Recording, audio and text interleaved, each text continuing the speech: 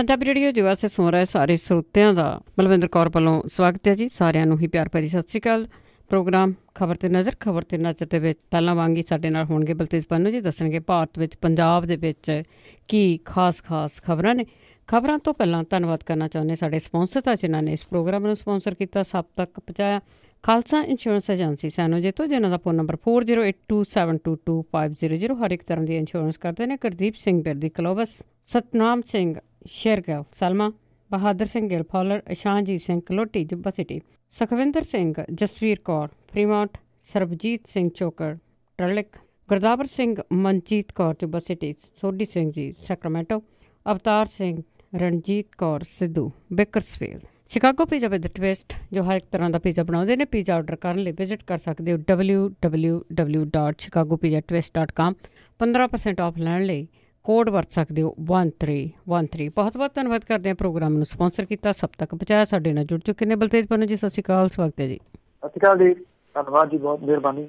ਹਾਂਜੀ ਜੀ, ਗੱਲ ਸਭ ਤੋਂ ਪਹਿਲਾਂ ਕਰਦੇ ਹਾਂ ਰਫਾਲ ਸੌਦੇ ਦੀ। ਉਹਦੇ ਵਿੱਚ ਬਹੁਤ ਇੱਕ ਦੂਸਰੇ ਦੇ ਉੱਤੇ ਦੋਸ਼ ਲੱਗਦੇ ਰਹੇ ਆ, ਪਰ ਹੁਣ ਕਾਂਗਰਸ ਨੇ ਫੇਰ ਵਾਰ ਕੀਤਾ। ਬਿਲਕੁਲ ਜੀ, ਐਕਚੁਅਲੀ ਜਿਹੜੀ ਭਾਰਤੀ ਜਨਤਾ ਪਾਰਟੀ ਹੈ, ਜਿਹੜੀ 5 ਰਾਜਾਂ ਦੀਆਂ ਹੋਈਆਂ ਚੋਣਾਂ ਦੇ ਵਿੱਚ ਉਹਨੂੰ ਹਾਰ ਮਿਲੀ ਆ, ਉਹਨੂੰ ਇੱਕ ਤੁਸੀਂ ਕਹ ਲਓ ਕਿ ਸੰਜੀਵਨੀ ਦਾ ਕੰਮ ਕੀਤਾ ਇਸ ਫੈਸਲੇ ਨੇ। ਹਾਲਾਂਕਿ ਇਹਦੇ ਵਿੱਚ ਜਿਹੜੀਆਂ ਪਟੀਸ਼ਨਾਂ ਨੇ ਉਹ ਖਾਰਜ ਕੀਤੀਆਂ ਗਈਆਂ ਨੇ, ਔਰ ਇਹਨੂੰ ਬਹੁਤ ਵੱਡੀ ਪ੍ਰਾਪਤੀ ਦੇ ਤੌਰ ਦੇ ਉੱਤੇ ਬਣਾ ਰਹੀ ਆ ਭਾਜਪਾ। 3 ਮੇਨ ਜਿਹੜੇ ਜੀ ਇਹਦੇ ਵਿੱਚ ਮੁੱਦੇ ਉਭਾਰੇ ਗਏ ਸੀ ਇਹਨਾਂ ਪਟੀਸ਼ਨਾਂ ਦੇ ਵਿੱਚ, ਕਿ ਜਿਹੜੀ ਖਰੀਦ ਦੀ ਪ੍ਰਕਿਰਿਆ ਉਹਦੇ ਉੱਤੇ ਇਹ ਜਿਹੜਾ ਜੀ ਉਭਾਰਿਆ ਗਿਆ ਸੀਗਾ, ਔਰ ਇਹ ਫੈਸਲਾ ਇਹਦੇ ਉੱਤੇ ਆਇਆ ਕਿ ਫੈਸਲੇ ਦੀ ਪ੍ਰਕਿਰਿਆ ਦੇ ਉੱਤੇ ਸਾਨੂੰ ਕੋਈ ਸ਼ੱਕ ਜਿਹੜਾ ਜੀ ਉਹ ਨਹੀਂ ਮਿਲਿਆ, ਔਰ ਪ੍ਰਕਿਰਿਆ ਦੇ ਵਿੱਚ ਮਾਮੂਲੀ ਗੜਬੜੀ ਜਿਹੜੀ ਆ ਉਹ ਹੋਈ ਵੀ ਹੋਵੇ ਤਾਂ ਇਹ ਕੰਟਰੈਕਟ ਜਿਹੜਾ ਜੀ ਉਹ ਖਤਮ ਕਰਨ ਦਾ ਆਧਾਰ ਨਹੀਂ ਬਣਦਾ। ਦੋ ਸੀ ਰਫਾਲ ਦੀ ਕੀਮਤ, ਔਰ ਦੋਸ਼ ਇਹ ਸੀਗੇ ਕਿ ਜ਼ਿਆਦਾ ਕੀਮਤ ਦਿੱਤੀ ਗਈ, ਔਰ ਇਹ ਜਿਹੜਾ ਜੀ ਜਨਤਕ ਕੀਤਾ ਜਾਣਾ ਚਾਹੀਦਾ। ਫੈਸਲਾ ਇਹ ਆ ਕਿ ਕੀਮਤ ਕੈਗ ਨੂੰ ਦੱਸੀ ਗਈ ਆ, ਔਰ ਕੈਗ ਰਿਪੋਰਟ ਨੂੰ PAC ਨੇ ਜਾਂਚ ਇਹਦੀ ਜਿਹੜੀ ਦੀ ਕੀਤੀ। ਇਹ ਮੁੱਦਾ ਜਿਹੜਾ ਜੀ ਬਹੁਤਾ ਕਾਂਗਰਸ ਸੁਧਾਰ ਰਹੀ ਹੈ। ਕਿਵੇਂ, ਉਹ ਮੈਂ ਤੁਹਾਨੂੰ ਦੱਸਦਾ ਜੀ। ਔਰ ਇਹ ਕਿਹਾ ਗਿਆ ਫੈਸਲੇ ਦੇ ਵਿੱਚ ਕਿ ਪਬਲਿਕ ਡੋਮੇਨ ਹੈ ਔਰ ਕੀਮਤ ਕਰਨਾ ਅਦਾਲਤ ਦਾ ਕੰਮ ਨਹੀਂ। ਤੀਸਰਾ ਜਿਹੜਾ ਜੀ ਦੋਸ਼ ਇਹਦੇ ਵਿੱਚ ਲਾਇਆ ਗਿਆ ਸੀਗਾ ਕਿ ਰਿਲਾਇੰਸ ਏਰੋ ਸਟਰਕਚਰ ਲਿਮਟਿਡ ਨੂੰ ਫਾਇਦਾ ਜਿਹੜਾ ਜੀ ਉਹ ਦਿੱਤਾ ਗਿਆ। ਫੈਸਲੇ ਦੇ ਵਿੱਚ ਇਹ ਕਿਹਾ ਗਿਆ ਕਿ ਰਿਕਾਰਡ ਦੇ ਵਿੱਚ ਇਸ ਤਰ੍ਹਾਂ ਦਾ ਕੁਝ ਨਹੀਂ ਮਿਲਿਆ ਜਿਹੜਾ ਕਿ ਸਰਕਾਰ ਨੇ ਕਿਸੇ ਪਾਰਟੀ ਨੂੰ ਫਾਇਦਾ ਜਿਹੜਾ ਜੀ ਉਹ ਪਹੁੰਚਾਇਆ ਹੋਵੇ। ਇੰਡੀਅਨ ਆਫਸੈਟ ਪਾਰਟਨਰ ਚੁਣਨ ਦਾ ਉਹਦੇ ਕੋਲੇ ਜਿਹੜਾ ਜੀ ਇਹ ਅਧਿਕਾਰ ਹੈਗਾ, ਔਰ ਭਾਰਤ ਦੀ ਜਿਹੜੀ ਸਰਕਾਰ ਆ ਉਹਦੇ ਕੋਲ ਜਿਹੜਾ ਉਹ ਨਹੀਂ ਗਾ। ਇਹ 3 ਚੀਜ਼ਾਂ ਦੇ ਉੱਤੇ ਇਹ ਪਟੀਸ਼ਨਾਂ ਵੱਖ ਜਿਹੜੀਆਂ ਜੀ ਉਹ ਪਈਆਂ ਸੀਗੀਆਂ, ਜਿਨ੍ਹਾਂ ਦਾ ਫੈਸਲਾ ਸਾਂਝੇ ਤੌਰ ਦੇ ਉੱਤੇ ਸਾਰੇ ਦਾ ਸਾਰਾ ਜਿਹੜਾ ਜੀ ਉਹ ਕੀਤਾ ਸੁਪਰੀਮ ਕੋਰਟ ਨੇ। ਹੁਣ ਇਹਦੇ ਉੱਤੇ ਵੱਡਾ ਕਿੰਤੂ ਜਿਹੜਾ ਜੀ ਉਹ ਉੱਠਿਆ ਕਿ ਰਾਹੁਲ ਗਾਂਧੀ ਹੋਰਾਂ ਨੇ ਤਿੱਖਾ ਹਮਲਾ ਇਹਨੂੰ ਲੈ ਕੇ ਜਿਹੜਾ ਜੀ ਉਹ ਕੀਤਾ। ਉਹਨਾਂ ਨੇ ਕਿਹਾ ਕਿ ਕੋਰਟ ਦੇ ਫੈਸਲੇ ਦੇ ਵਿੱਚ ਇਹ ਲਿਖਿਆ ਕਿ ਕੀਮਤਾਂ ਕੈਗ ਦੀ ਰਿਪੋਰਟ ਦੇ ਵਿੱਚ ਦਰਜ ਹੈ, ਤੇ ਫਿਰ ਇਹ ਰਿਪੋਰਟ ਜਿਹੜੀ ਆ PAC ਦੇ ਸਾਹਮਣੇ ਜਿਹੜੀ ਸੀ ਉਹ ਰੱਖੀ ਗਈ। ਉਹਨਾਂ ਨੇ ਇਹ ਕਿਹਾ ਕਿ ਇਹ ਜਾਣਕਾਰੀ ਸਰਕਾਰ ਨੇ ਕੋਰਟ ਨੂੰ ਦਿੱਤੀ, ਜਿਹਦੇ ਆਧਾਰ ਦੇ ਉੱਤੇ ਇਹ ਜਿਹੜਾ ਸੀਗਾ ਜੀ ਉਹ ਫੈਸਲਾ ਹੋਇਆ। ਉਹਨਾਂ ਨੇ ਜਿਹੜੇ ਰਾਹੁਲ ਗਾਂਧੀ ਜੀ ਸੀ, ਉਹਨਾਂ ਨੇ ਪ੍ਰੈਸ ਕਾਨਫਰੰਸ ਦੇ ਵਿੱਚ ਇਹ ਗੱਲ ਕਹੀ ਕਿ ਮੇਰੇ ਨਾਲ PAC ਦੇ ਚੇਅਰਮੈਨ ਮਲਕਰਜਨ ਖੜਗੇ ਜਿਹੜੇ ਜੀ ਉਹ ਬੈਠੇ ਆ। ਉਹਨਾਂ ਨੇ ਪੁੱਛਿਆ ਕਿ ਰਿਪੋਰਟ ਉਹਨਾਂ ਦੇ ਸਾਹਮਣੇ ਕਦੋਂ ਆਈ। ਖੜਗੇ ਉਹਨਾਂ ਨੇ ਇਸੇ ਪ੍ਰੈਸ ਕਾਨਫਰੰਸ ਦੇ ਵਿੱਚ ਕਿਹਾ ਕਿ PAC ਦੇ ਵਿੱਚ ਕੈਗ ਦੀ ਰਿਪੋਰਟ ਆਈ ਹੀ ਨਹੀਂ। ਇਹ ਬਹੁਤ ਵੱਡਾ ਜਿਹੜਾ ਜੀ ਉਹ ਸਵਾਲ ਨਵਾਂ ਉੱਠ ਪਿਆ, ਔਰ ਰਾਹੁਲ ਗਾਂਧੀ ਹੋਰਾਂ ਨੇ ਜਿਹੜੀ ਇਹਦੇ ਵਿੱਚ ਇਹ ਗੱਲ ਆਖੀ ਕਿ ਖੜਗੇ ਇਹ ਕਹਿ ਰਹੇ ਆ ਕਿ ਉਹਨਾਂ ਨੇ ਰਿਪੋਰਟ ਦੇਖੀ ਨਹੀਂ। ਉਹਨਾਂ ਨੇ ਕਿਹਾ ਕਿ ਕੀ ਪ੍ਰਧਾਨ ਮੰਤਰੀ ਹੋਰਾਂ ਨੇ ਪ੍ਰਾਈਮ ਮਿਨਿਸਟਰ ਆਫਿਸ ਦੇ ਵਿੱਚ ਕੋਈ ਇੱਕ ਹੋਰ PAC ਜਿਹੜੀ ਹੈ ਜੀ ਉਹ ਬਣਾਈ ਹੋਈ ਆ, ਜਾਂ ਇਹ ਫਰਾਂਸ ਦੇ ਵਿੱਚ ਜਿਹੜੀ ਉਹ ਚੱਲਦੀ ਆ। ਉਹਨਾਂ ਨੇ ਕਿਹਾ ਕਿ ਸਰਕਾਰ ਨੇ ਸੰਸਥਾਵਾਂ ਦੀ ਐਸੀ ਕੀ ਤੈਸੀ ਜਿਹੜੀ ਹੈ ਜੀ ਉਹ ਕਰ ਰੱਖੀ ਆ। ਉਹਨਾਂ ਨੇ ਕਿਹਾ ਕਿ ਇਹ ਮਾਮਲਾ 30,000 ਕਰੋੜ ਰੁਪਈਏ ਦੀ ਚੋਰੀ ਦਾ ਹੈ, ਔਰ ਉਹਨਾਂ ਨੇ ਕਿਹਾ ਕਿ ਇਹ ਪੈਸਾ ਜਿਹੜਾ ਜੀ ਅੰਬਾਨੀ ਦੀ ਜੇਬ ਦੇ ਵਿੱਚ ਪਾਇਆ ਗਿਆ, ਔਰ ਪ੍ਰਧਾਨ ਮੰਤਰੀ ਮੋਦੀ ਇਹਦੇ ਤੋਂ ਬਚ ਨਹੀਂ ਸਕਦੇ। ਉਹਨਾਂ ਨੇ ਜਿੱਦਣ PAC ਦੀ ਜਾਂਚ ਹੋਊਗੀ ਇਹ ਸਾਰੇ ਚਿਹਰੇ ਜਿਹੜੇ ਆ ਉਹ ਨੰਗੇ ਹੋ ਜਾਣਗੇ। ਕਿੰਨੇ ਕੁ ਨੰਗੇ ਹੁੰਦੇ ਆ ਇਹ ਆਉਣ ਵਾਲੇ ਦਿਨ ਦੱਸਣਗੇ, ਪਰ ਜਿਹੜਾ ਇਹ ਇੰਨਾ ਜ਼ਰੂਰ ਸਿਸਟਮ ਵਿੱਚ ਜਿਹੜਾ ਜੀ ਰਹੂਗਾ ਕਿ ਕੈਗ ਨੇ ਰਿਪੋਰਟ ਜਿਹੜੀ ਸੀ PAC ਨੂੰ ਦਿੱਤੀ, PAC ਦੇ ਚੇਅਰਮੈਨ ਮਲਕਰਜਨ ਖੜਗੇ ਆ, ਤੇ ਉਹ ਜਿਹੜੇ ਕਹਿੰਦੇ ਕਿ ਸਾਡੇ ਸਾਹਮਣੇ ਤਾਂ ਕਦੀ ਰਿਪੋਰਟ ਆਈ ਹੋਈ ਨਹੀਂ। ਇਹ ਵਾਕਈ ਗੰਭੀਰ ਸਵਾਲ ਹੈ ਕਿ ਇਹ ਕਿਹਨੇ ਬਣਾਈ, ਕਦੋਂ ਬਣਾਈ? ਜੇ ਚੇਅਰਮੈਨ ਨੇ ਨਹੀਂ ਦੇਖੀ ਤੇ ਫਿਰ ਕਿਹਨੇ ਦੇਖੀ? ਬਿਲਕੁਲ ਜੀ, ਪਰ ਗੱਲ ਇਹ ਆ ਵੀ ਕਹਿ ਦਿੰਦੇ ਜਦੋਂ ਕੁਰਸੀ ਤੇ ਬੈਠਾਂਗੇ ਇਹਦਾ ਹਿਸਾਬ ਕਿਤਾਬ ਕਰਾਂਗੇ, ਕਰਦਾ ਕੋਈ ਨਹੀਂ ਗੀ। ਪੰਜਾਬ ਦੇ ਵਿੱਚ ਸਾਹਮਣੇ ਹੀ ਆ। ਤੇ ਅੱਗੇ ਕਮਲਨਾਥ ਜਿਹੜੇ ਮੱਧ ਪ੍ਰਦੇਸ਼ ਦੇ ਮੁੱਖ ਮੰਤਰੀ ਬਣਨੇ ਨੇ, ਉਹਨਾਂ ਤੇ ਦੋਸ਼ ਲੱਗ ਰਿਹਾ 1984 ਵਾਲੇ। ਉਸੇ ਮੁੱਦੇ ਤੇ ਅਕਾਲੀਆਂ ਨੇ ਵੀ ਘੇਰਨ ਦੀ ਕੋਸ਼ਿਸ਼ ਕੀਤੀ ਸੀ, ਪਰ ਅਕਾਲੀ ਬਾਦਲ ਦਲ ਅਕਾਲੀ ਆਪੇ ਵਿੱਚ ਫਸ ਗਿਆ ਇਸ ਦੇ। ਬਿਲਕੁਲ ਜੀ, ਐਕਚੁਅਲੀ ਇਹ ਜਿਹੜਾ ਮੁੱਦਾ ਸੀ, ਕਿਉਂਕਿ ਪੰਥਕ ਮੁੱਦੇ ਦੀ ਭਾਲ ਦੇ ਵਿੱਚ ਹੈ ਅਕਾਲੀ ਦਲ ਲਗਾਤਾਰ ਕਿਸੇ ਨਾ ਕਿਸੇ ਮੁੱਦੇ ਨੂੰ ਲੈ ਕੇ ਜਿਹੜਾ ਜੀ ਉਹ ਭੱਜ ਪੈਂਦਾ ਉਹਦੇ ਪਿੱਛੇ, ਕਿ ਸ਼ਾਇਦ ਇੱਥੇ ਕੋਈ ਪੈਰ ਧਰਾਵਾ ਜਿਹੜਾ ਉਹ ਮਿਲ ਜੇ। ਇਸੇ ਤਰ੍ਹਾਂ ਦਾ ਮੁੱਦਾ ਉਹਨੂੰ ਲੱਗਿਆ ਕਿ ਕਮਲਨਾਥ ਵਾਲਾ ਜਿਹੜਾ ਜੀ ਉਹ ਆ ਰਿਹਾ, ਔਰ ਇਸ ਮੁੱਦੇ ਦੇ ਉੱਤੇ ਉਹਨਾਂ ਨੇ ਘੇਰਿਆ, ਕਾਂਗਰਸ ਨੂੰ ਘੇਰਨ ਦੇ ਯਤਨ ਕੀਤੇ। ਵਿਧਾਨ ਸਭਾ ਦੇ ਸੈਸ਼ਨ ਦੇ ਵਿੱਚ ਵੀ ਜਿਹੜੇ ਵੀ ਉਹ ਘੇਰਨ ਦੇ ਯਤਨ ਕੀਤੇ। ਸੁਖਬੀਰ ਸਿੰਘ ਬਾਦਲ ਹੋਰਾਂ ਨੇ ਇਹ ਕਿਹਾ ਕਿ ਸਪਸ਼ਟ ਜਿਹੜੇ ਵੀ ਸਬੂਤ ਹੈਗੇ ਆ ਕਿ 1 ਨਵੰਬਰ 84 ਨੂੰ ਗੁਰਦੁਆਰਾ ਰਕਾਬਗੰਜ ਦੇ ਬਾਹਰ ਭੀੜ ਦੀ ਅਗਵਾਈ ਕਮਲਨਾਥ ਜਿਹੜਾ ਜੀ ਉਹ ਕਰ ਰਹੇ ਸੀਗੇ, ਔਰ ਇਸ ਭੀੜ ਨੇ 2 ਨਿਰਦੋਸ਼ ਸਿੱਖਾਂ ਨੂੰ ਜਿਹੜਾ ਉਹ ਮਾਰਿਆ ਸੀਗਾ। ਉਹਨਾਂ ਨੇ ਕਿਹਾ ਕਿ ਜਿਹੜਾ ਦਿੱਲੀ ਸਿੱਖ ਗੁਰਦੁਆਰਾ ਪ੍ਰਬੰਧਕ ਕਮੇਟੀ ਦੇ ਉਦੋਂ ਦੇ ਇੱਕ ਮੈਨੇਜਰ ਨੇ ਗਵਾਹੀ ਦਿੱਤੀ ਸੀ ਤੇ ਇੱਕ ਪੱਤਰਕਾਰ ਨੇ ਗਵਾਹੀ ਜਿਹੜੀ ਆ ਉਹ ਦਿੱਤੀ ਸੀ। ਇਹਦੇ ਉੱਤੇ ਜਿਹੜੇ ਪੰਜਾਬ ਦੇ ਵੱਲੋਂ ਮੰਤਰੀ ਸੀ ਉਹਨੇ ਇਹ ਕਿਹਾ ਕਿ 1984 ਕਤਲੇਆਮ ਦੀ ਜਾਂਚ ਲਈ ਸਰਕਾਰ ਦੇ ਵੱਲੋਂ ਗਠਿਤ ਕਿਸੇ ਕਮਿਸ਼ਨ ਜਾਂ ਕਿਸੇ ਵੀ ਕਮੇਟੀ ਨੇ ਕਮਲਨਾਥ ਦੇ ਉੱਤੇ ਦੋਸ਼ ਨਹੀਂ ਲਾਇਆ। ਬ੍ਰਹਮਿੰਦਰਾ ਨੇ ਇਹ ਕਿਹਾ ਕਿ ਦੰਗਿਆਂ ਦੇ ਨਾਲ ਜੁੜੇ ਕਿਸੇ ਅਪਰਾਧਕ ਕੇਸ ਦੇ ਵਿੱਚ ਕਮਲਨਾਥ ਨੂੰ ਕਦੀ ਬੁਲਾਇਆ ਵੀ ਨਹੀਂ ਗਿਆ ਤੇ ਫਿਰ ਉਹਨੂੰ ਦੋਸ਼ੀ ਜਿਹੜਾ ਜੀ ਉਹ ਕਿਵੇਂ ਕਿਹਾ ਜਾ ਸਕਦਾ। ਬ੍ਰਹਮਿੰਦਰਾ ਹੋਰਾਂ ਨੇ ਸਾਬਕਾ ਮੁੱਖ ਮੰਤਰੀ ਪ੍ਰਕਾਸ਼ ਸਿੰਘ ਬਾਦਲ ਹੋਰਾਂ ਦੀਆਂ ਤਸਵੀਰਾਂ ਜਿਹੜੀਆਂ ਉਹਨਾਂ ਨੇ ਜਦੋਂ ਕੇਂਦਰ ਦੇ ਵਿੱਚ ਮਨਮੋਹਨ ਸਿੰਘ ਹੋਰਾਂ ਦੀ ਅਗਵਾਈ ਵਾਲੀ ਸਰਕਾਰ ਸੀਗੀ, ਉਹਦੇ ਵਿੱਚ ਕਮਲਨਾਥ ਹੋਰੀ ਮੰਤਰੀ ਸੀ, ਉਹਨਾਂ ਨੂੰ ਗੁਲਦਸਤਾ ਭੇਟ ਕਰਦਿਆਂ ਤੇ ਉਹਨਾਂ ਦੇ ਨਾਲ ਮੀਟਿੰਗਾਂ ਕਰਦਿਆਂ ਦੀਆਂ ਫੋਟੋਆਂ ਜਿਹੜੀਆਂ ਸੀਗੀਆਂ ਜੀ ਉਹ ਵਿਧਾਨ ਸਭਾ ਦੇ ਵਿੱਚ ਦਿਖਾਈਆਂ। ਇਹ ਕਿਹਾ ਕਿ ਕਮਲਨਾਥ 3 ਵਾਰੀ ਕੇਂਦਰ ਦੇ ਵਿੱਚ ਕੈਬਨਿਟ ਮੰਤਰੀ ਰਹੇ, ਪਰ ਅਕਾਲੀਆਂ ਨੇ ਪੰਜਾਬ ਦੇ ਵਿੱਚ ਵਿਕਾਸ ਪ੍ਰੋਜੈਕਟਾਂ ਲਈ ਕਦੇ ਉਹਨਾਂ ਨੂੰ ਮਨਜ਼ੂਰ ਫੰਡ ਹਾਸਲ ਕਰਨ ਦੇ ਵਾਸਤੇ ਵਰਤਿਆ, ਪਰ ਕਦੇ ਵੀ 1984 ਦਾ ਮੁੱਦਾ ਉਹਨਾਂ ਦੇ ਕੋਲੇ ਨਹੀਂ ਉਠਾਇਆ। ਉਹਨੇ ਕਿਹਾ ਕਿ ਬਾਦਲਾਂ ਨੇ ਆਪਣੀ ਆਵਾਜ਼ ਉਦੋਂ ਕਿਉਂ ਨਹੀਂ ਜਿਹੜਾ ਜੀ ਉਹ ਉਠਾਈ। ਕੁਝ ਫੋਟੋਆਂ ਜਿਹੜੀਆਂ ਸੀ ਸੁਖਬੀਰ ਸਿੰਘ ਬਾਦਲ ਹੋਰਾਂ ਦੀਆਂ ਵੀ ਬਾਅਦ ਦੇ ਵਿੱਚ ਜਿਹੜੀਆਂ ਜੀ ਸੋਸ਼ਲ ਮੀਡੀਆ ਦੇ ਉੱਤੇ ਫਿਰਦੀਆਂ ਰਹੀਆਂ, ਜਿਹਦੇ ਵਿੱਚ ਉਹ ਕਮਲਨਾਥ ਹੋਰਾਂ ਦੇ ਨਾਲ ਮੀਟਿੰਗ ਜਿਹੜੀ ਆ ਉਹ ਕਰ ਰਹੇ ਨੇ। ਸੋ ਇਹ ਮੁੱਦਾ ਵੀ ਉਠਾਇਆ ਤਾਂ ਹੈ, ਪਰ ਤੁਸੀਂ ਇਹ ਕਹਿ ਲਓ ਕਿ ਸੋਸ਼ਲ ਮੀਡੀਆ ਦੀ ਇਹ ਪਾਵਰ ਹੈ ਕਿ ਜਦੋਂ ਮੁੱਦਾ ਕੋਈ ਉੱਠਦਾ ਤੇ ਉਹਦੀ ਦੂਸਰੀ ਤਸਵੀਰ ਜਿਹੜੀ ਹੈ ਨਾ ਜੀ ਉਹ ਝੱਟ ਦੇਣੇ ਸਾਹਮਣੇ ਆ ਜਾਂਦੀ ਹੈ। ਜਿਵੇਂ ਇਸ ਮਾਮਲੇ ਦੇ ਵਿੱਚ ਵੀ ਦੋਹਰਾ ਚਿਹਰਾ ਜਿਹੜਾ ਸੀਗਾ ਜੀ ਉਹ ਅਕਾਲੀ ਦਲ ਦਾ ਦਿਸ ਪਿਆ। ਅੱਜ ਉਹ ਕਮਲਨਾਥ ਦਾ ਵਿਰੋਧ ਕਰ ਰਹੇ ਆ, ਔਰ ਜਦੋਂ ਉਹ ਮੰਤਰੀ ਸੀ ਤੇ ਉਹਨੂੰ ਮਿਲਣ ਦੇ ਵਾਸਤੇ ਵੀ ਜਿਹੜਾ ਜੀ ਜਾਂਦੇ ਰਹੇ ਆ, ਉਹਦੇ ਨਾਲ ਮੀਟਿੰਗਾਂ ਵੀ ਲਗਾਤਾਰ ਜਿਹੜੀਆਂ ਉਹ ਕਰਦੇ ਰਹੇ। ਜੀ ਜੀ ਜੀ, ਉਹ ਕਹਿ ਦਿੰਦੇ ਵੀ ਸ਼ਾਇਦ ਲੋਕਾਂ ਨੂੰ ਯਾਦ ਹੀ ਨਹੀਂ ਕੁਛ ਵੀ। ਤੇ ਅੱਗੇ ਆਪਾਂ ਪੁਲਿਸ ਦੀ ਗੱਲ ਕਰੀਏ, ਵੈਸੇ ਤਾਂ ਮਾੜੇ ਕੰਮਾਂ ਕਰਕੇ ਲੋਕਾਂ ਦੀ ਜ਼ੁਬਾਨ ਤੇ ਰਹਿੰਦੇ ਆ ਇਹ। ਪਟਿਆਲੇ ਜੇਲ੍ਹ ਦਾ ਸੁਪਰਡੈਂਟ ਫਿਰ ਚਰਚਾ ਵਿੱਚ। ਐਕਚੁਅਲੀ ਇਹ ਚਰਚਾ ਦੇ ਵਿੱਚ ਪਹਿਲਾਂ ਵੀ ਜਿਹੜਾ ਜੀ ਉਹ ਰਿਹਾ। ਕਿਹਾ ਜਾਂਦਾ ਕਿ ਜਿਹੜੇ ਅੰਦਰ ਕੈਦੀ ਨੇ ਉਹਨਾਂ ਤੋਂ ਪੈਸੇ ਬਹੁਤ ਮੋਟੇ ਜਿਹੜੇ ਆ ਜੀ ਉਹ ਲਏ ਜਾਂਦੇ ਆ। ਉਹਨਾਂ ਨੂੰ ਜਿਹੜਾ ਜੀ ਚੰਗੀ ਜਗ੍ਹਾ ਦੇ ਉੱਤੇ ਰੱਖਣ ਦੇ ਵਾਸਤੇ ਕੋਈ ਨਹੀਂ ਦਿੰਦਾ ਤਾਂ ਉਹਨੂੰ ਤੰਗ ਪਰੇਸ਼ਾਨ ਫਿਰ ਜਿਹੜਾ ਕੀਤਾ ਜਾਂਦਾ, ਮਾੜੀ ਜਗ੍ਹਾ ਦੇ ਉੱਤੇ ਰੱਖ ਕੇ ਉਹਨੂੰ ਲਗਾਤਾਰ ਪਰੇਸ਼ਾਨ ਕਰਕੇ ਫਿਰ ਉਹ ਜਦੋਂ ਇਸ ਪਰੇਸ਼ਾਨੀ ਨੂੰ ਨਹੀਂ ਝੱਲ ਸਕਦਾ ਤੇ ਫਿਰ ਉਹ ਗਿਵ ਅਪ ਕਰਦਾ ਜੀ। ਉਹਦੇ ਤੋਂ ਫਿਰ ਮਹੀਨੇ ਦੇ ਹਿਸਾਬ ਦੇ ਨਾਲ ਪੈਸਾ ਜਿਹੜਾ ਜੀ ਉਹ ਲਿਆ ਜਾਂਦਾ। ਗੱਲ ਤਾਂ ਪਹਿਲਾਂ ਵੀ ਚਰਚਾ ਦੇ ਵਿੱਚ ਜਿਹੜੀ ਉਹ ਰਹੀ ਆ ਕਿ ਜਿਹੜੇ ਜੇਲ੍ਹਾਂ ਦੇ ਅੰਦਰ ਚੱਲਦਾ ਨਸ਼ੇ ਦਾ ਕਾਰੋਬਾਰ ਹੈ, ਚਾਹੇ ਉਹ ਚਿੱਟਾ ਹੈ, ਚਾਹੇ ਉਹ ਨਸ਼ੀਲੀਆਂ ਗੋਲੀਆਂ ਨੇ, ਚਾਹੇ ਬੀੜੀਆਂ ਨੇ, ਜਾਂ ਜਿਹੜਾ ਲਾਉਂਦੇ ਤੰਬਾਕੂ ਲਾਉਂਦੇ ਆ ਉਹ ਹੈ, ਜਿਹੜਾ ਕੋਈ 8-10 ਰੁਪਈਏ ਦਾ ਜਿਹੜਾ ਬੰਡਲ ਹੈ ਉਹ ਅੰਦਰ ਜਿਹੜਾ ਜੀ ਉਹ ਵਿਕਦਾ 2-2000 ਰੁਪਈਏ ਦਾ, ਔਰ ਜਿਹੜਾ ਇਹ ਜਰਦਾ ਲਾਉਂਦੇ ਨੇ 2000-2500 ਰੁਪਈਏ ਦੀ ਉਹ ਪੁੜੀ ਜਿਹੜੀ ਆ ਜੀ ਉਹ ਵਿਕਦੀ ਆ। ਹੁਣ ਜਿੱਥੇ ਅੰਦਰ ਇੰਨੀ ਜਗ੍ਹਾ ਦੇ ਉੱਤੇ ਚੈਕਿੰਗ ਹੁੰਦੀ ਆ, ਉਹ ਇਹ ਸਮਾਨ ਅੰਦਰ ਕਿਵੇਂ ਲੰਘਦਾ? ਉਹ ਵੇਚਣ ਵਾਲੇ ਜਿਹੜੇ ਜੀ ਉਹ ਕੌਣ ਨੇ? ਉਹ ਇਹਨਾਂ ਦੇ ਨਾਲ ਮਿਲੀ ਭੁਗਤ ਦੇ ਨਾਲ ਹੀ ਵੇਚਦੇ ਨੇ, ਫਿਰ ਅੱਗੋਂ ਜਿਹੜਾ ਜੀ ਇਹ ਪੈਸੇ ਉਹਨਾਂ ਤੋਂ ਮਹੀਨੇ ਦੇ ਲੈਂਦੇ ਆ। ਸੋ ਜਿਹੜਾ ਉਹ ਢਿੱਡ ਨਾ ਭਰਨ ਵਾਲੀ ਗੱਲ ਹੈ ਕਿ ਜਿਹੜੇ ਕੈਦੀ ਨੇ ਉਹਨਾਂ ਤੋਂ ਵੀ ਫਿਰ ਪੈਸੇ ਜਿਹੜੇ ਉਹ ਲਏ ਜਾਂਦੇ ਆ। ਖਾਸ ਤੌਰ ਦੇ ਉੱਤੇ ਵੱਡੇ ਜਿਹੜੇ ਕੋਈ ਆ ਜਾਂਦੇ ਆ ਉਹਨਾਂ ਤੋਂ ਮੋਟੇ ਪੈਸੇ ਲਏ ਜਾਂਦੇ ਆ। ਇਹ ਮਾਮਲਾ ਜੁੜਿਆ ਹੋਇਆ ਜੀ ਇੱਕ ਜਿਹੜਾ ਵਿਅਕਤੀ ਦੇ ਨਾਲ ਬਰਜੇਸ਼ ਠਾਕੁਰ ਹੈ। ਬਰਜੇਸ਼ ਠਾਕੁਰ ਜਿਹੜਾ ਜੀ ਇਹ ਉੱਤਰ ਪ੍ਰਦੇਸ਼ ਦਾ ਹੈ। ਉੱਥੇ ਇਹ ਕੇਸ ਦੇ ਮਾਮਲੇ ਦੇ ਵਿੱਚ ਉੱਥੇ ਉਹਨੂੰ ਖਤਰਾ ਹੋਣ ਕਰਕੇ ਇੱਥੇ ਜਿਹੜਾ ਜੀ ਉਹ ਜੇਲ੍ਹ ਭੇਜਿਆ ਗਿਆ ਸੀਗਾ। ਬਰਜੇਸ਼ ਠਾਕੁਰ ਦੇ ਕਿਸੇ ਜਾਣਕਾਰ ਨੇ ਇੱਕ ਗੁੰਮਨਾਮ ਚਿੱਠੀ ਜਿਹੜੀ ਸੀਗੀ ਉਹ ਪਾ ਦਿੱਤੀ ਪਿਛਲੇ ਦਿਨੀ ਜਿਹੜੀ ਸੁਪਰੀਮ ਕੋਰਟ ਦੇ ਚੀਫ ਜਸਟਿਸ ਨੂੰ। ਉਹਦੇ ਵਿੱਚ ਇਹ ਲਿਖਿਆ ਕਿ ਬਰਜੇਸ਼ ਠਾਕੁਰ ਦੇ ਉੱਤੇ ਲਗਾਤਾਰ ਤਸ਼ੱਦਦ ਜੇਲ੍ਹ ਦੇ ਵਿੱਚ ਕੀਤਾ ਜਾ ਰਿਹਾ। ਔਰ ਇੱਥੇ ਇੱਕ ਗੈਂਗਸਟਰ ਹੈ ਗੋਰੂ ਬੱਚਾ ਜਿਹੜਾ ਜੇਲ੍ਹ ਦੇ ਅੰਦਰ ਹੈ, ਉਹਦੇ ਤੋਂ ਇਹ ਤਸ਼ੱਦਦ ਜਿਹੜਾ ਇਹ ਚਿੱਠੀ ਦੇ ਵਿੱਚ ਲਿਖਿਆ ਗਿਆ ਕਿ ਜੇਲ੍ਹ ਸੁਪਰੀਡੈਂਟੈਂਟ ਕਰਾਉਂਦਾ ਔਰ ਉਹਦੇ ਤੋਂ 15 ਲੱਖ ਰੁਪਈਆ ਮੰਗਿਆ ਜਾ ਰਿਹਾ। ਜਾਂ ਤਾਂ ਉਹ 15 ਲੱਖ ਰੁਪਈਆ ਦੇਵੇ, ਨਹੀਂ ਤਾਂ ਉਹਦੇ ਉੱਤੇ ਇਹ ਤਸ਼ੱਦਦ ਜਿਹੜਾ ਵੀ ਉਹ ਜਾਰੀ ਰਹੂਗਾ।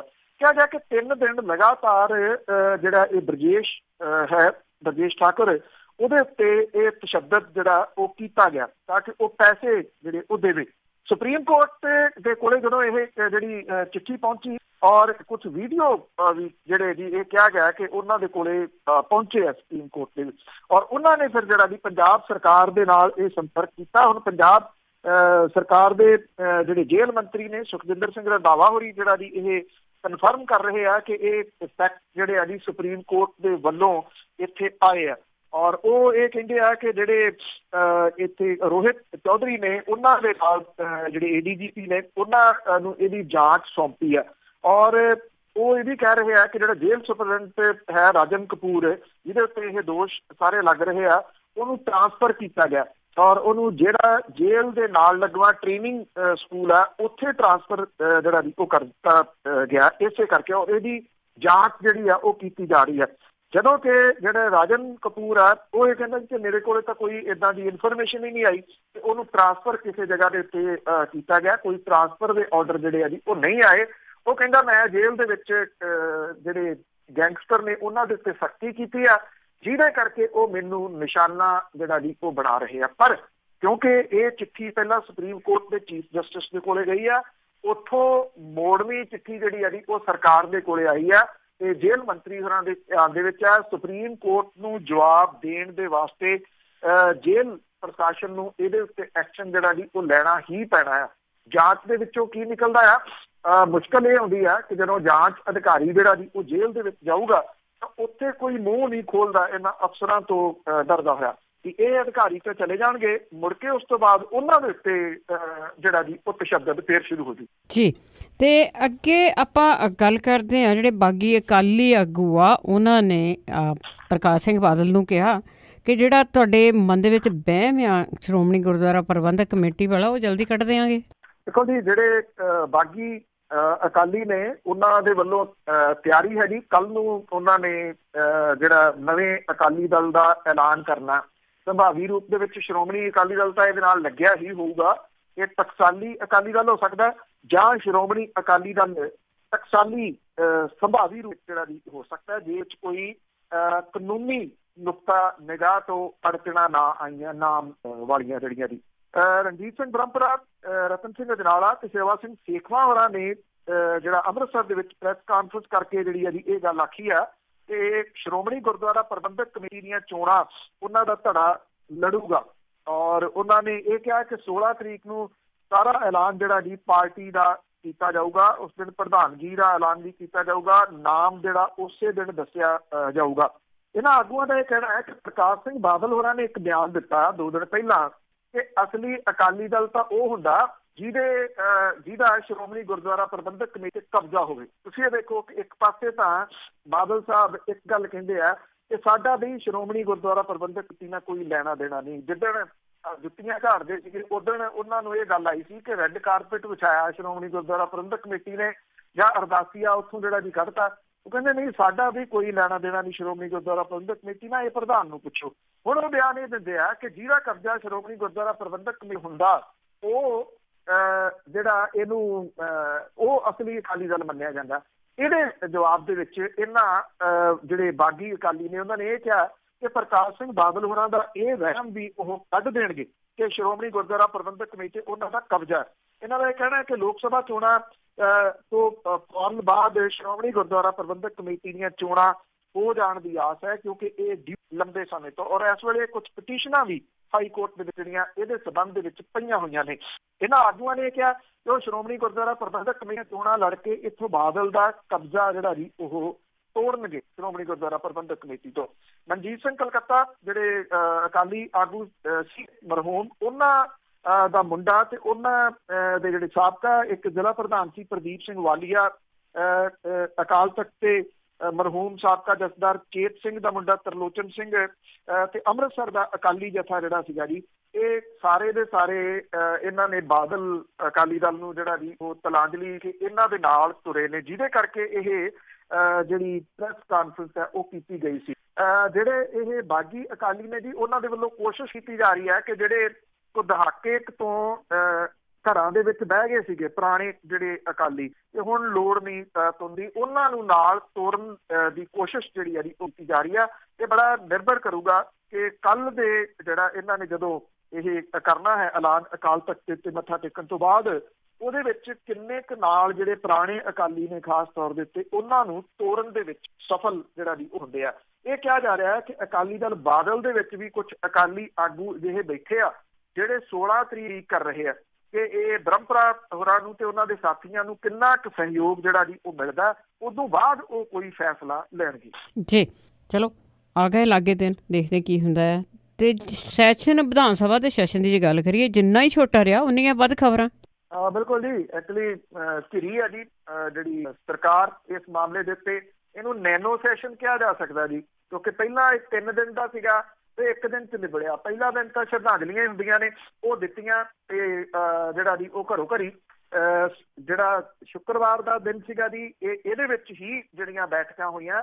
ਸ਼ਨੀਚਰਵਾਰ ਵਾਲੀ ਜਿਹੜੀ ਬੈਠਕ ਸੀ ਉਹ ਉਠਾ ਦਿੱਤੀ, ਰਹਿਣ ਦਿੱਤਾ ਗਿਆ। ਸੋ ਸ਼ੁੱਕਰਵਾਰ ਨੂੰ ਹੀ ਇਹਦਾ ਭੋਗ ਪਾਤਾ, ਐਂਡ ਜਿਹੜਾ ਸੀ ਉਹ ਕਰ ਦਿੱਤਾ।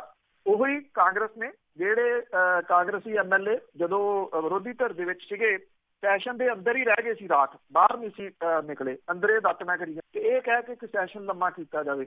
2 ਦਹਾਕਿਆਂ ਦੇ ਦੌਰਾਨ ਇਹ ਸਭ ਤੋਂ ਛੋਟਾ ਸੈਸ਼ਨ ਜਿਹੜਾ ਜੀ 1 ਦਿਨ ਦਾ ਉਹ ਕਿਹਾ ਜਾ ਸਕਦਾ। ਕਰਨ ਕਰਾਉਣ ਨੂੰ ਉੱਥੇ ਕੀ ਜਿਹੜਾ ਜੀ ਕਰਨਾ ਸੀਗਾ, ਇੱਕ ਜਿਹੜੇ 4 ਬਿੱਲ ਸੀਗੇ ਉਹ ਨਾਲ ਦੀ ਨਾਲ ਪਾਸ ਜਿਹੜੇ ਸੀ ਉਹ ਕਰਵਾ ਲਏ, ਔਰ ਜਿਹੜਾ ਮੇਨ ਜਿਹਦੇ ਉੱਤੇ ਪਾਸ ਕਰਵਾਇਆ ਜੀ ਉਹ ਆਪਣੀਆਂ ਤਨਖਾਹਾਂ ਵਧਾਉਣ ਵਾਲਾ, ਆਪਣੀਆਂ ਤਨਖਾਹਾਂ ਜਿਹੜੀਆਂ ਜੀ ਉਹ ਵਧਾ ਲਈਆਂ। ਇੱਕ ਪਾਸੇ ਜਿਹੜੇ ਫਾਈਨੈਂਸ ਮਿਨਿਸਟਰ ਨੇ ਉਹ ਆਪਣੇ ਦਫ਼ਤਰ ਦੇ ਬਾਹਰ ਸਾਈਨ ਬੋਰਡ ਲਾਈ ਬੈਠੇ ਆ ਕਿ ਚਾਹ ਤੇ ਬਿਸਕੁਟਾਂ ਵਾਸਤੇ ਪੈਸੇ ਨਹੀਂ ਹੈਗੇ, ਇਸ ਕਰ ਸਰਕਾਰ ਦਾ ਖਜ਼ਾਨੇ ਦਾ ਮੰਦੇ ਹਾਲ ਆ, ਮੈਂ ਚਾਹ ਤੇ ਬਿਸਕੁਟ ਤੁਹਾਨੂੰ ਨਹੀਂ ਜਿਹੜਾ ਜੀ ਉਹ ਖਵਾ ਸਕਦਾ। ਦੂਜੇ ਪਾਸੇ ਜਿਹੜੀਆਂ ਭੱਤੇ ਨੇ ਤੇ ਤਨਖਾਹਾਂ ਨੇ ਉਹਨਾਂ ਦੇ ਵਿੱਚ ਦੁੱਗਣਾ ਤਿੱਗਣਾ ਜਿਹੜਾ ਜੀ ਉਹ ਵਾਧਾ ਕਰ ਲਿਆ ਇਹਨਾਂ ਨੇ ਆਪੇ ਹੀ ਜਿਹੜਾ ਜੀ। ਇਹਦੀ ਵਿਰੋਧਤਾ ਜਿਹੜੇ ਸੀਗੇ ਉਹ ਬੈਂਸ ਭਰਾਵਾਂ ਦੇ ਵੱਲੋਂ ਕੀਤੀ ਗਈ ਬਾਹਰ। ਜਿਹੜਾ ਆਮ ਆਦਮੀ ਪਾਰਟੀ ਦੇ ਸੀਗੇ ਵਿਧਾਇਕ, ਉਹਨਾਂ ਨੇ ਵਿਧਾਨ ਸਭਾ ਦੇ ਬਾਹਰ ਮੂੰਗਫਲੀ ਵੇਚ ਕੇ ਜਿਹੜਾ ਸੀਗਾ ਜੀ ਉਹ ਪ੍ਰਦਰਸ਼ਨ ਕਰਨ ਦੀ ਕੋਸ਼ਿਸ਼ ਜਿਹੜੀ ਸੀ ਉਹ ਕੀਤੀ। ਜਿਹੜੇ ਔਰਤਾਂ ਦੇ ਰਾਖਵੇਂਕਰਨ ਸੰਬੰਧੀ ਮਤਾ ਜਿਹੜਾ ਜੀ ਉਹ ਪਾਸ ਕੀਤਾ ਗਿਆ ਕਿ ਵਿਧਾਨ ਸਭਾਵਾਂ ਦੇ ਵਿੱਚ ਔਰਤਾਂ ਨੂੰ 33% ਰਾਖਵਾਂਕਰਨ ਮੁਹੱਈਆ ਕਰਨ ਦੇ ਵਾਸਤੇ ਮਹਿਲਾ ਰਿਜ਼ਰਵੇਸ਼ਨ ਬਿੱਲ ਜਿਹੜਾ ਜੀ ਉਹਨੂੰ ਕਾਨੂੰਨ ਦਾ ਰੂਪ ਦੇਣ ਦੇ ਵਾਸਤੇ ਕੇਂਦਰ ਨੂੰ ਅਪੀਲ ਕਰਦਾ ਇੱਕ ਮਤਾ ਜਿਹੜਾ ਸੀ ਉਹ ਪਾਸ ਕਰਾਇਆ ਗਿਆ।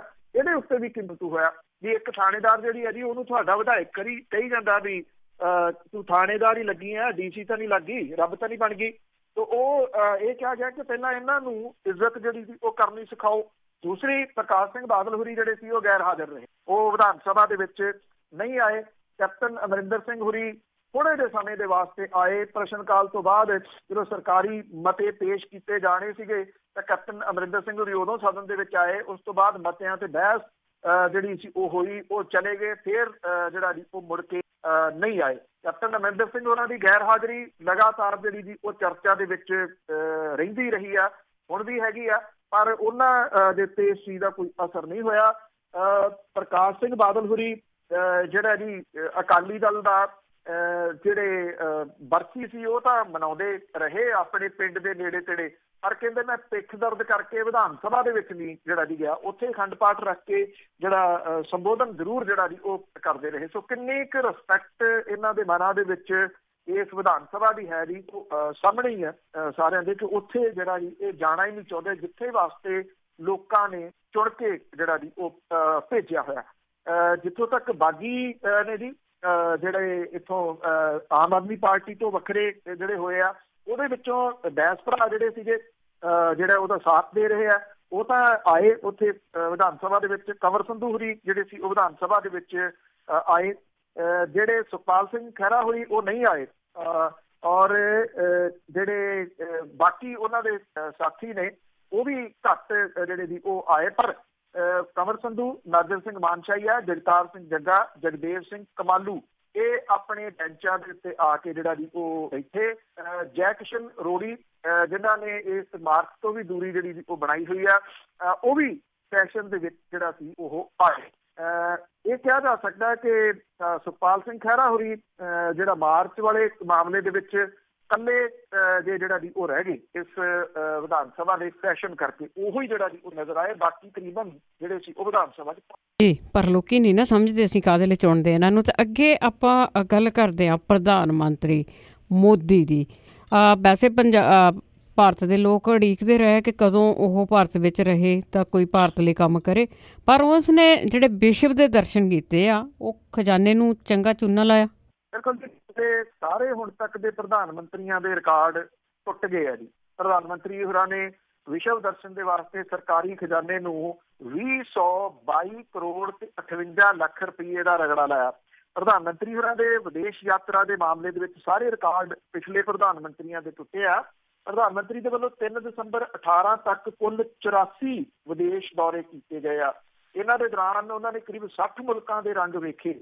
ਨਰਿੰਦਰ ਮੋਦੀ ਹੋਰਾਂ ਨੇ ਆਪਣੇ 1700 ਦਿਨਾਂ ਦੇ ਕਾਰਜਕਾਲ ਦੇ ਦੌਰਾਨ ਵਿਦੇਸ਼ੀ ਧਰਤੀ ਤੇ ਕਰੀਬ 196 ਦਿਨ ਬਿਤਾਏ। ਜੇ ਔਸਤ ਕੱਢੀ ਜਾਵੇ ਤਾਂ ਹਰ 8ਵਾਂ ਦਿਨ ਜਿਹੜਾ ਜੀ ਨਰਿੰਦਰ ਮੋਦੀ ਹੋਰਾਂ ਦਾ ਦੇਸ਼ ਦੇ ਵਿੱਚ ਲੰਘਿਆ। ਜਿਹੜੇ ਵੇਰਵੇ ਆ ਜੀ ਉਹਦੇ ਵਿੱਚ ਪ੍ਰਧਾਨ ਮੰਤਰੀ ਮੋਦੀ ਹੋਰਾਂ ਦਾ ਵਿਦੇਸ਼ ਦਾ ਖਰਚਾ ਹੁਣ ਤੱਕ ਦਾ 322 ਕਰੋੜ 58 ਲੱਖ ਆਇਆ, ਜਿਹਦੇ ਵਿੱਚੋਂ 에ਅਰਕ੍ਰਾਫਟ ਮੁਰੰਮਤ ਦੇ 1583 ਕਰੋੜ ਰੁਪਈਏ, ਜਿਹੜੀਆਂ ਚਾਰਟਰ ਫਲਾਈਟ ਵਿਸ਼ੇਸ਼ ਉਡਾਨ ਜੀ ਇਹਦੇ ਉੱਤੇ 429 ਕਰੋੜ ਰੁਪਈਏ ਤੇ 28 ਲੱਖ ਦਾ ਖਰਚਾ ਆਇਆ। ਵਿਦੇਸ਼ ਯਾਤਰਾ ਦੇ ਦੌਰਾਨ ਹੌਟਲਾਈਨ ਵਰਤੀ ਜਾਂਦੀ ਆ, ਉਹਦੇ ਉੱਤੇ 9 ਕਰੋੜ ਤੇ 12 ਲੱਖ ਰੁਪਈਏ ਦਾ ਖਰਚਾ ਪਿਆ। ਇਹਦੇ ਵਿੱਚ ਨਰਿੰਦਰ ਮੋਦੀ ਹੋਰਾਂ ਦੇ ਵਿਦੇਸ਼ਾਂ ਦੇ ਵਿੱਚ ਰਹਿਣ ਸਹਿਣ ਹੋਰ ਖਰਚੇ ਸ਼ਾਮਲ। ਅਖੀਰਲੇ 4 ਵਿਦੇਸ਼ ਦੌਰਿਆਂ ਦਾ ਖਰਚਾ ਇਹਦੇ ਤੋਂ ਵੱਖਰਾ, ਜਿਹਦੇ ਬਿੱਲ ਅਜੇ ਨਹੀਂ ਮਿਲੇ। ਸਾਲ 18 ਦੇ ਦੌਰਾਨ ਮੋਦੀ ਹੋਰਾਂ ਨੇ 54 ਦਿਨ ਤੇ 2015 ਦੇ ਵਿੱਚ 56 ਦਿਨ ਵਿਸ਼ੇਸ਼ ਯਾਤਰਾ ਵਾਸਤੇ ਕੱਢੇ। ਪ੍ਰਧਾਨ ਮੰਤਰੀ ਦੇ ਕੋਲੇ ਇਸ ਵੇਲੇ ਸਿਰਫ 2 ਕਰੋੜ 28 ਲੱਖ ਰੁਪਏ ਦੀ ਚੱਲ ਜਾਇਦਾਦ ਹੈ। ਉਹਦੇ ਕੋਲੇ ਨਾ ਕੋਠੀ ਹੈ, ਨਾ ਕਾਰ ਹੈ, ਨਾ ਸ਼ੋਰੂਮ ਹੈ, ਨਾ ਕੋਈ ਦੁਕਾਨ ਹੈ। ਉਹਨਾਂ ਦਾ ਪਰ ਦਿਨ ਦਾ ਵਿਦੇਸ਼ ਦਾ ਖਰਚਾ 10 ਕਰੋੜ 31 ਲੱਖ ਰੁਪਏ ਆਇਆ ਜੀ, ਇੱਕ ਦਿਨ ਦਾ ਖਰਚਾ ਪ੍ਰਧਾਨ ਮੰਤਰੀ ਦੇ ਦੌਰੇ ਦਾ। ਔਰ ਪਰ ਦੇਸ਼ ਜਿਹੜਾ ਜੀ ਇਹ ਖਰਚਾ 33 ਕਰੋੜ ਤੇ 70 ਲੱਖ ਰੁਪਈਆ ਆਇਆ। ਜਦੋਂ ਅਟਲ ਬਿਹਾਰੀ ਵਾਜਪੇਈ ਹੋਰੀ ਪ੍ਰਧਾਨ ਮੰਤਰੀ ਸੀ ਤਾਂ ਉਹਨਾਂ ਨੇ 31 ਦੇਸ਼ਾਂ ਦੇ ਦੌਰਿਆਂ ਦੇ ਵਿੱਚ 131 ਦਿਨ ਵਿਦੇਸ਼ਾਂ ਦੇ ਵਿੱਚ ਬਿਤਾਏ ਸੀ। ਔਰ ਉਸ ਵੇਲੇ ਦੀ ਵਿਦੇਸ਼ ਯਾਤਰਾ ਦਾ ਖਰਚਾ ਸਿਰਫ 144 ਕਰੋੜ ਰੁਪਏ ਤੇ 43 ਲੱਖ ਰੁਪਏ ਆਇਆ ਸੀਗਾ। ਵਾਜਪੇਈ ਹੋਰਾਂ ਦਾ ਪਰ ਦਿਨ ਦਾ ਵਿਦੇਸ਼ ਖਰਚਾ 1 ਕਰੋੜ 10 ਲੱਖ ਰੁਪਏ ਸੀਗਾ, ਜਦੋਂ ਕਿ ਪ੍ਰਧਾਨ ਮੰਤਰੀ ਨਰਿੰਦਰ ਮੋਦੀ ਹੋਰਾਂ ਦਾ ਜਿਹੜੇ ਆਪਣੇ ਆਪ ਨੂੰ ਚਾਹ ਵਾਲਾ ਜਿਹੜਾ ਦੀ ਕਹਿ ਕੇ ਖੁਸ਼ ਹੁੰਦੇ ਆ, ਉਹਨਾਂ ਦਾ ਰੋਜ਼ ਦਾ ਖਰਚਾ 10 ਕਰੋੜ 31 ਲੱਖ ਰੁਪਏ। ਯੂਪੀਏ ਸਰਕਾਰ ਦੇ 10 ਵਰ੍ਹਿਆਂ ਦੇ ਦੌਰਾਨ 10 ਸਾਲਾਂ ਦਾ ਇਹ ਲੇਖਾ ਜੋਖਾ ਜੀ। ਡਾਕਟਰ ਮਨਮੋਹਨ ਸਿੰਘ ਹੋਰਾਂ ਨੇ ਪਹਿਲੀ ਪਾਰੀ ਦੇ ਵਿੱਚ 35 ਮੁਲਕਾਂ ਦੇ ਦੌਰੇ ਦੇ ਦੌਰਾਨ 144 ਦਿਨ ਵਿਦੇਸ਼ੀ ਧਰਤੀ ਤੇ ਬਿਤਾਏ। ਦੂਜੀ ਪਾਰੀ ਦੇ ਵਿੱਚ ਡਾਕਟਰ ਮਨਮੋਹਨ ਸਿੰਘ ਹੋਰਾਂ ਨੇ 38 ਮੁਲਕਾਂ ਦੇ ਦੌਰੇ ਦੇ ਦੌਰਾਨ 161 ਦਿਨ ਵਿਦੇਸ਼ੀ ਧਰਤੀ। 10 ਵਰ੍ਹਿਆਂ ਦੀ ਵਿਦੇਸ਼ ਯਾਤਰਾ ਦਾ ਕੁੱਲ ਖਰਚਾ 699 ਕਰੋੜ ਰੁਪਈਆ ਰਿਹਾ 10 ਸਾਲਾਂ ਦਾ। ਔਰ ਇਹ ਜਿਹੜਾ ਅਜੇ 5 ਸਾਲ ਵੀ ਪੂਰੇ ਨਹੀਂ ਹੋਏ, ਇਹ 2022 ਕਰੋੜ ਜਿਹੜਾ ਜੀ ਉਹ ਆ ਚੁੱਕਿਆ ਹੈ। ਡਾਕਟਰ ਮਨਮੋਹਨ ਸਿੰਘ ਹੋਰਾਂ ਦੇ 10 ਸਾਲਾਂ ਦੇ ਖਰਚੇ ਦੇ ਦੌਰਾਨ ਵਿਦੇਸ਼ ਯਾਤਰਾ ਦਾ ਖਰਚਾ ਜਿਹੜਾ ਸੀਗਾ ਜੀ ਉਹ 2 ਕਰੋੜ 29 ਲੱਖ ਰੁਪਏ ਰਿਹਾ। ਡਾਕਟਰ ਮਨਮੋਹਨ ਸਿੰਘ ਹੋਰਾਂ ਤੇ ਅਟਲ ਬਿਹਾਰੀ ਵਾਜਪੇਈ ਦੇ ਬਹੁਗਿਣਤੀ ਦੌਰੇ ਜਿਹੜੇ ਸੀ ਉਹ ਏਸ਼ੀਆਈ ਮੁਲਕਾਂ ਦੇ ਸੀਗੇ।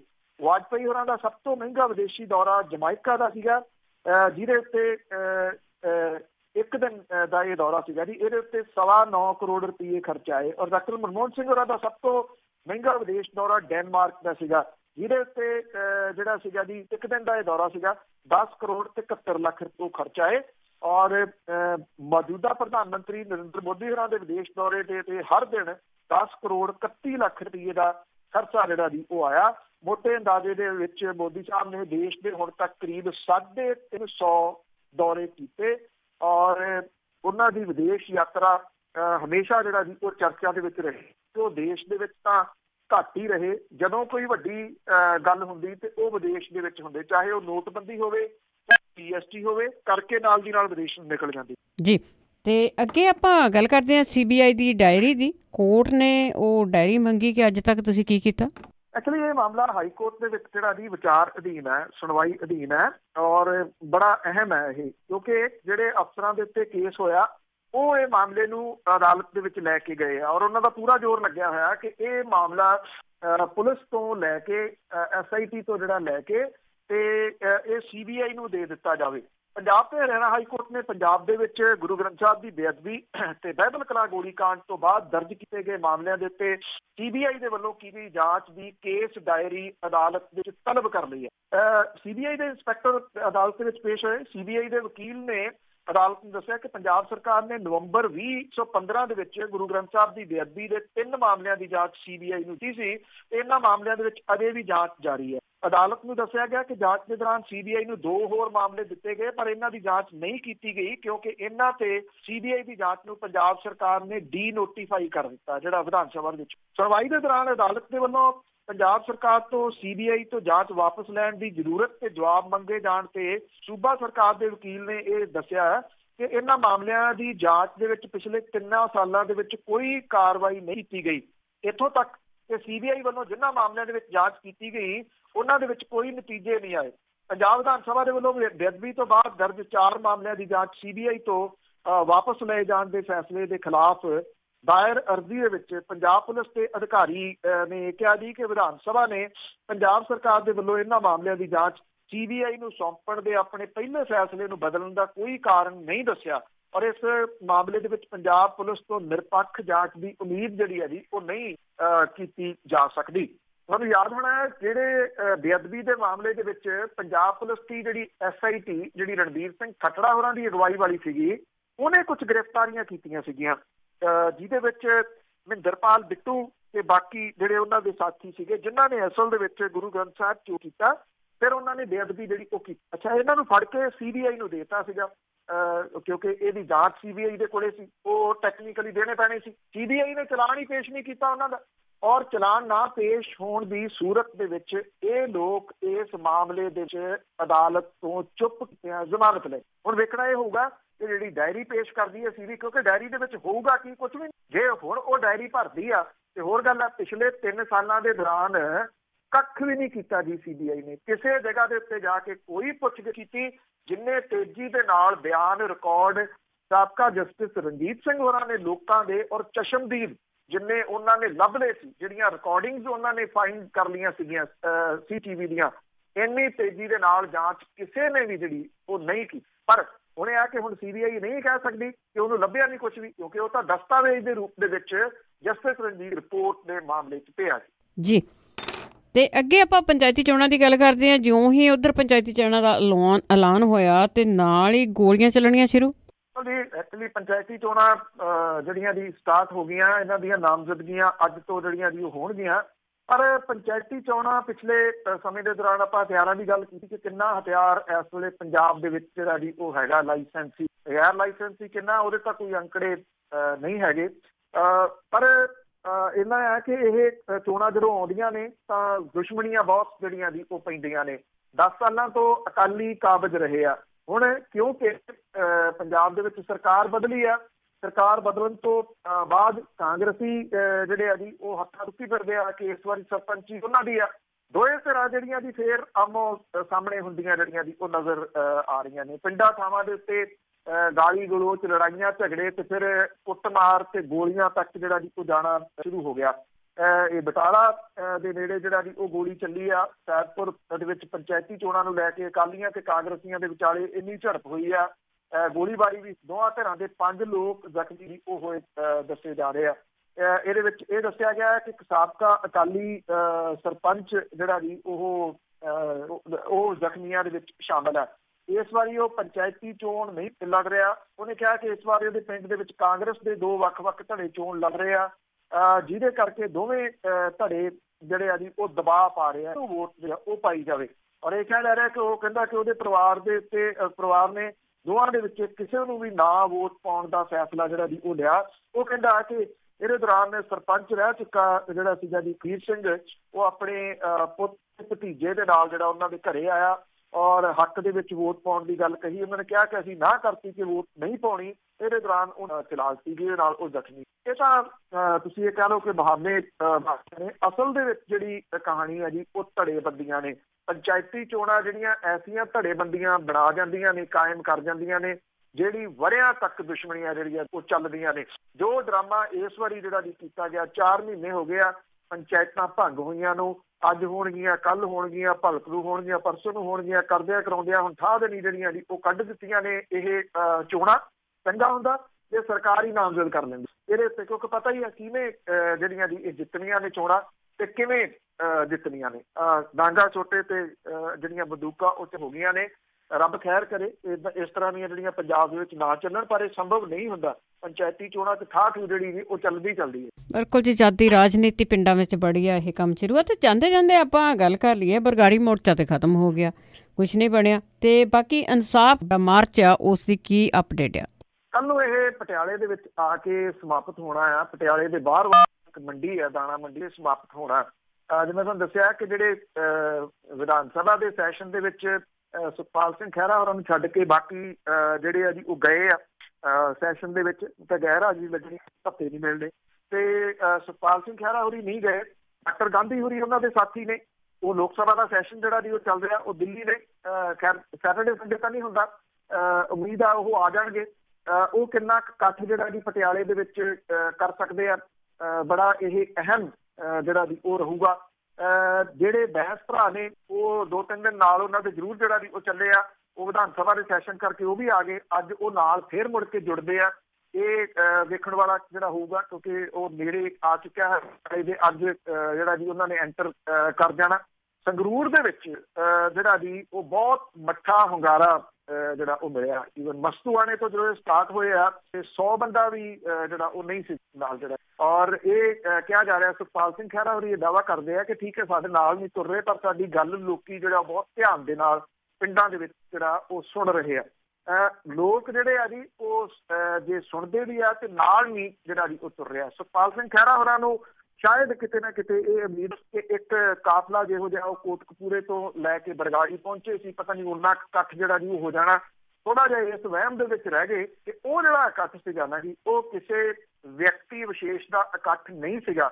ਉਹ ਕਿਸੇ ਨੇਤਾ ਦੀ ਬਹੁਤ ਜ਼ਿਆਦਾ ਜਿਹੜੀ ਪ੍ਰਸਿੱਧੀ ਆ ਉਹਦਾ ਇਕੱਠ ਨਹੀਂ ਸੀਗਾ। ਉਹ ਗੁਰੂ ਗ੍ਰੰਥ ਸਾਹਿਬ ਦੀ ਬੇਅਦਬੀ ਦੀਆਂ ਘਟਨਾਵਾਂ ਦੀ ਜਾਂਚ ਕਰ ਰਹੇ, ਜਾਂਚ ਦੀ ਮੰਗ ਕਰ ਰਹੇ ਜਿਹੜੇ ਲੋਕਾਂ ਦਾ ਇਕੱਠ ਸੀਗਾ ਜੀ। ਇਹ ਵਹਿਮ ਜਿਹੜਾ ਸੀਗਾ ਨਾ ਬਰਗਾੜੀ ਦੇ ਵਿੱਚ ਹੋਏ ਇਕੱਠ, ਇਸ ਵਹਿਮ ਨੇ ਬਹੁਤ ਜਿਹੜਾ ਜੀ ਉਹ ਕਰਵਾ ਦਿੱਤਾ। ਚਾਹੇ ਬਰਗਾੜੀ ਦਾ ਮੋਰਚਾ ਚੁੱਪਚਾਪ ਜਿਹੜਾ ਜੀ ਉਹ ਸਮੇਟਣਾ, ਤੇ ਚਾਹੇ ਜਿਹੜਾ ਜੀ ਇਹ ਇਨਸਾਫ ਮਾਰਚ ਉਸੇ ਤਰੀਕੇ ਦਾ ਨਾਮ ਰੱਖ ਕੇ ਜਿਹੜਾ ਜੀ ਉਹ ਕਰ ਲੈਣਾ। ਦੇਖੋ 16 ਤਰੀਕ ਨੂੰ ਪਹਿਲੀ ਤੇ ਗੱਲ ਕਿੰਨਾ ਇਕੱਠ ਹੁੰਦਾ, ਇਹਦੇ ਉੱਤੇ ਜਿਹੜਾ ਜੀ ਰਹੂਗੀ ਨਿਗਾਹ। ਸੈਕੰਡਲੀ ਉਹ ਉੱਥੇ ਐਲਾਨ ਜਿਹੜਾ ਜੀ ਉਹ ਕੀ ਕਰਦੇ ਆ, ਕਿ ਨਵੀਂ ਪਾਰਟੀ ਬਣਾਉਂਦੇ ਆ, ਨਵਾਂ ਫਰੰਟ ਜਿਹੜਾ ਜੀ ਉਹ ਖੜਾ ਕਰਦੇ ਆ। ਜਿਵੇਂ ਜਿਹੜੇ ਉਹਨਾਂ ਦੇ ਨਾਲ ਦੇ ਜਿਹੜੇ ਸਾਥੀ ਸੀ ਉਹ ਵਿਧਾਨ ਸਭਾ ਦੇ ਵਿੱਚ ਜਾ ਕੇ ਵੀ ਹਾਜ਼ਰੀ ਜਿਹੜੀ ਜੀ ਉਹ ਲਵਾਏ ਆ, ਉਹ ਕਿੰਨਾ ਇਹਦੇ ਵਿੱਚ ਜਿਹੜਾ ਜੀ ਉਹ ਸਾਥ ਦਿੰਦੇ ਆ। ਜੇ ਸਿਆਸੀ ਪਾਰਟੀ ਬਣਦੀ ਹੈ ਤੇ ਉਹਨਾਂ ਦੀ ਸਾਰਿਆਂ ਦੀ MLA ਸ਼ਿਪ ਜਿਹੜੀ ਜੀ ਉਹ ਚੱਲ ਜੂਗੀ ਜੀ ਉਹ ਨਾਲ ਜਿਹੜਾ ਜੀ ਉਹ ਸਾਥ ਦਿੰਦੇ। ਜੋ ਵਿਧਾਨ ਸਭਾ ਦੇ ਵਿੱਚ ਗਏ ਆ, ਇਟ ਮੀਨਸ ਕਿ ਉਹ ਰਿਸਕ ਜਿਹੜਾ ਜੀ ਇਸ ਤਰ੍ਹਾਂ ਦਾ ਲੈਣਾ ਚਾਹੁੰਦੇ। ਕੱਲ ਦਾ ਦਿਨ ਜਿਹੜਾ ਜੀ ਪੰਜਾਬ ਦੀ ਰਾਜਨੀਤੀ ਵਿੱਚ ਕਾਫੀ ਅਹਿਮ ਰਹੂਗਾ। ਇੱਕ ਤਾਂ ਜਿਹੜਾ ਅੰਮ੍ਰਿਤਸਰ ਦੇ ਵਿੱਚ ਨਵਾਂ ਅਕਾਲੀ ਦਲ ਬਣ ਜਾ ਰਿਹਾ, ਤੇ ਇੱਕ ਸੁਖਪਾਲ ਸਿੰਘ ਖਹਿਰਾ ਹੋਰੀ ਆਪਣੀ ਨਵੀਂ ਸਿਆਸੀ ਪਾਰਟੀ ਦਾ ਐਲਾਨ ਕਰਨਗੇ ਜਾਂ ਨਹੀਂ ਕਰਨਗੇ, ਇਹ ਸਮਾਂ ਦੱਸੋ ਜੀ। ਬਹੁਤ ਬਹੁਤ ਧੰਨਵਾਦ ਬਲਤੇਜ ਪੰਨੂ ਜੀ। ਮਿਹਰਬਾਨੀ ਜੀ, ਧੰਨਵਾਦ। ਸਤਿ ਸ਼੍ਰੀ ਅਕਾਲ ਜੀ। ਤੇ ਸਰੋਤੇ ਸਨ ਬਲਤੇਜ ਪੰਨੂ ਜੀ ਸਾਡੇ ਨਾਲ ਜੁੜਦੇ ਨੇ, ਕਰਦੇ ਨੇ ਖਬਰਾਂ।